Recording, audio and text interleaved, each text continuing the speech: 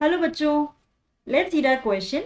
So our question says, do you find the tale of Custard the Dragon to be a serious or a light-hearted poem? Give reasons to support your answer. तो बच्चे हमसे पूछा गया है जो हमारी poem है the tale of Custard the dragon एक सीरियस पोम है या फिर लाइट हार्टेड पोम है।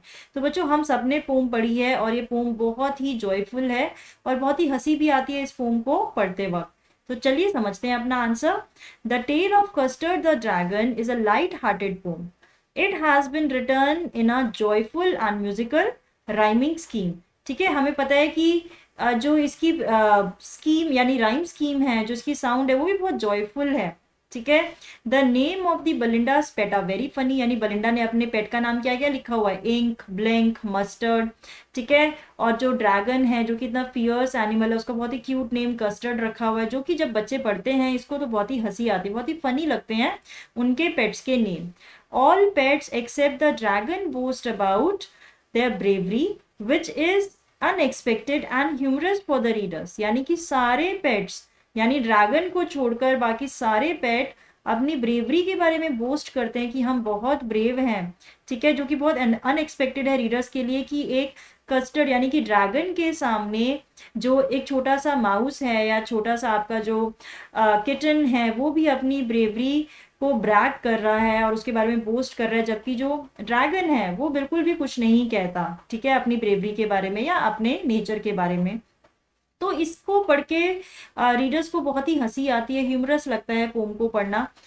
When the pirate attacks at Belinda's house, all pets who were boasting of their bravery fled at once. अब देखिए होता क्या है, ये भी एक अनएक्सपेक्टेड चीज है कि जब पायरेट आता है बलिंडा के घर पे अटैक करता है तो सारे पेट भाग जाते हैं जो भी अपनी ब्रेवरी के बारे में ब्रैग कर रहे होते हैं, बहुत ही बड़ा चढ़ाकर बातें कर रहे होते हैं कि हम इतने ब्रेव हैं.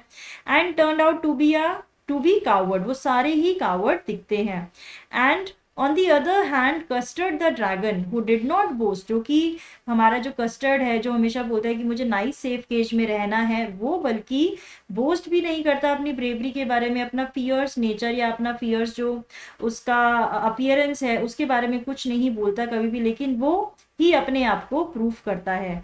यानी custard the dragon who did not boast and was constantly asking for nice safe cage gobbled the pirate, यानी वो पायरेट को खा जाता है and proved his bravery, यानी कि वो अपनी ब्रेवरी को प्रूव करता है at the end of the poem. जो कि रीडर्स के लिए काफी इंटरेस्टिंग है पढ़ना कि जो बोस्ट नहीं करता बल्कि जो बताता नहीं है कुछ भी चीजें, वो ही सब कुछ आगे जो बलिंडा है और बाकी पेट्स को बचाता है. ठीक है, the pome also ends with dragons large heartedness. तो यानी जब पोएम एंड होती है हमारी वो भी क्या किस तरीके से एंड होती है आपने पढ़ा होगा, जो ड्रैगन है वो तब भी अपनी ब्रेवरी के बारे में कुछ नहीं बोलता है, जबकि बाकी अदर पेट जब दोबारा ब्रैग करने लगते हैं तो उनके साथ अग्री करता है कि हाँ तुम ही मेरे से ज्यादा ब्रेव हो. The pome also ends with dragons large heartedness when he agrees with other pets that they were braver than him, कि वो उससे ज्यादा ब्रेव थे.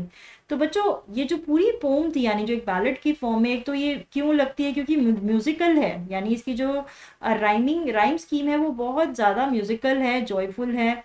बलिंडा के पेट जिस तरीके से अपने आप को इंट्रोड्यूस कर रहे हैं, अपनी ब्रेवरी के बारे में बता रहे हैं, वो बहुत फनी है उनके बारे में पढ़ना. और कुछ अनएक्सपेक्टेड चीजें भी हैं जो रीडर्स को नहीं पता, लेकिन वो जब पढ़ते हैं तो उन्हें पता लगता है कि जो बोस्ट कर रहे होते हैं एनिमल्स वही सबसे पहले भाग जाते हैं. तो ये एक लाइट हार्टेड पोम है, एक जॉयफुल पोम है rather than a serious. Okay, तो बच्चों I hope you have understood the answer. All the best.